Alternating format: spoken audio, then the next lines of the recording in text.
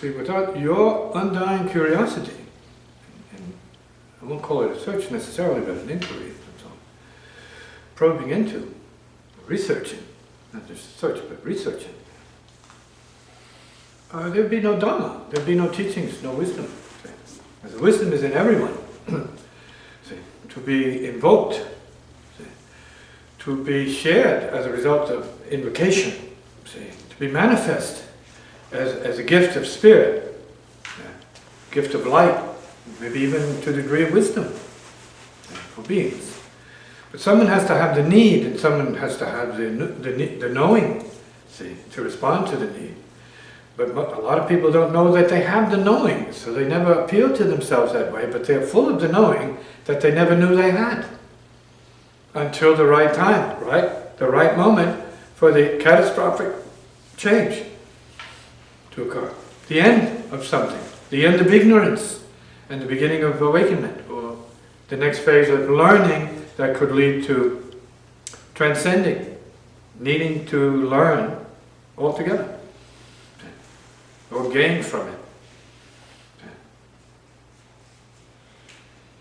Does that equate to running in place? I mean, looking to find out that we're fine right where we are now? Well, I mean, you can use that if you want, but it really is more like you're already all you need to know, if you know how to know that.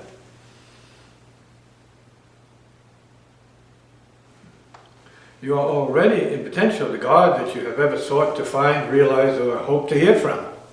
It's already built into everyone. If there is the creator or the creative, and there is a creative, they're really related.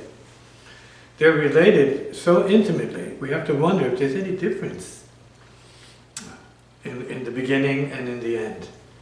How can there be a difference? So without the beginning, there's no end.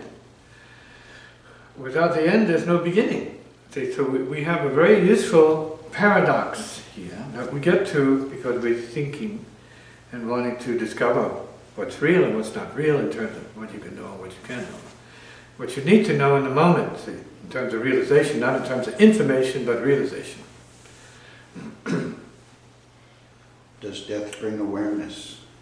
Does death bring awareness? Awareness is death, death is awareness, there's no difference.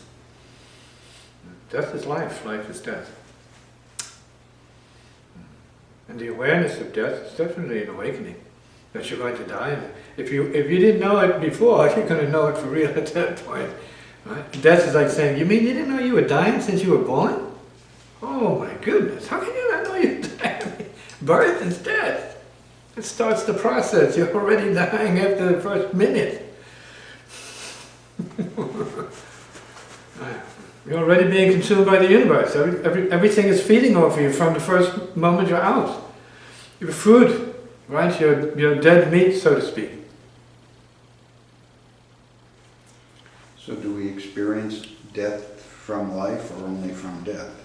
You're living your death right now. Death is living. And we're talking about consciousness, not just the flesh, as any real measurement of life particularly. It is, relatively. We're talking about movement of consciousness.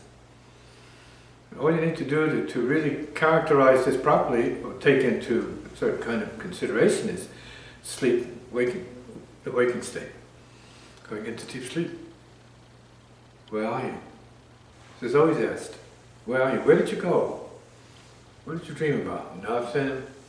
Don't remember. Where were you? Nowhere. Can't remember. Real. Where did you go to God?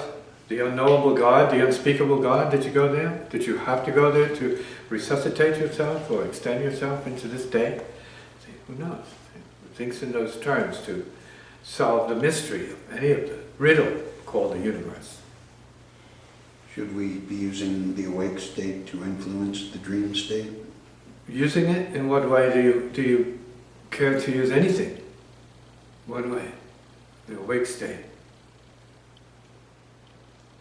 Try and bring about remember, we're being used all the time by the unconscious, and we hope somewhat of the superconscious. When the unconscious is using you, you may have questions about that. When the superconsciousness is using you, you have no questions.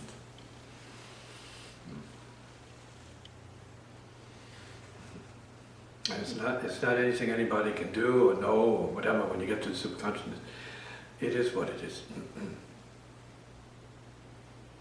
And we're all part of it, so it's not like it's only for a few people. Just for the yogis who enter it after 20 years of hard labor and meditational technology.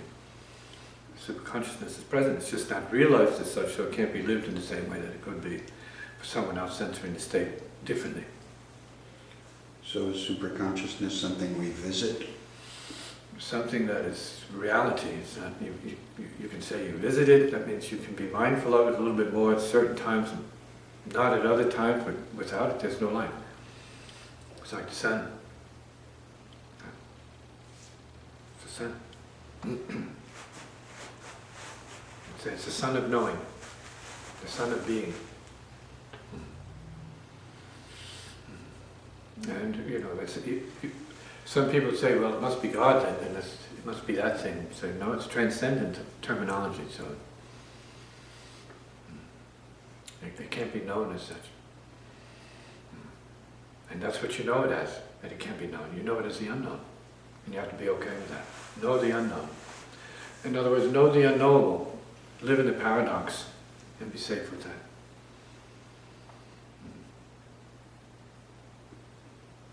Is it something that we are in service to, or that is in service to us? Some people are more conscious of it than others, no doubt.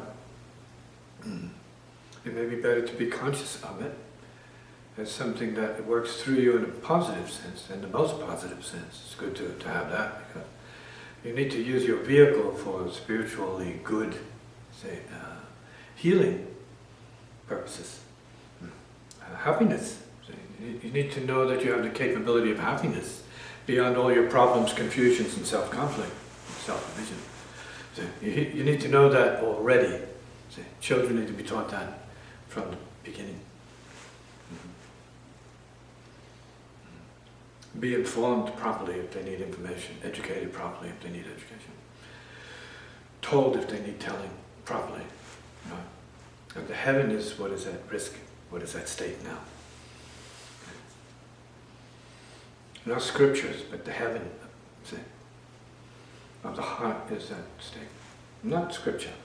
The heaven of the heart is at stake. Whether it's in scripture or not, doesn't matter. When the heart is then awakened as such, so that the heaven of the heart is more or less realized in a manner of speaking, and then you have nothing that you could call wrong, so to speak. And you don't need to go to scripture to find out what you need to do, because it already knows. It's the source of all scripture. So what happens to the individual who enters the source of all scriptures? What do they need to know? Who do they need to follow?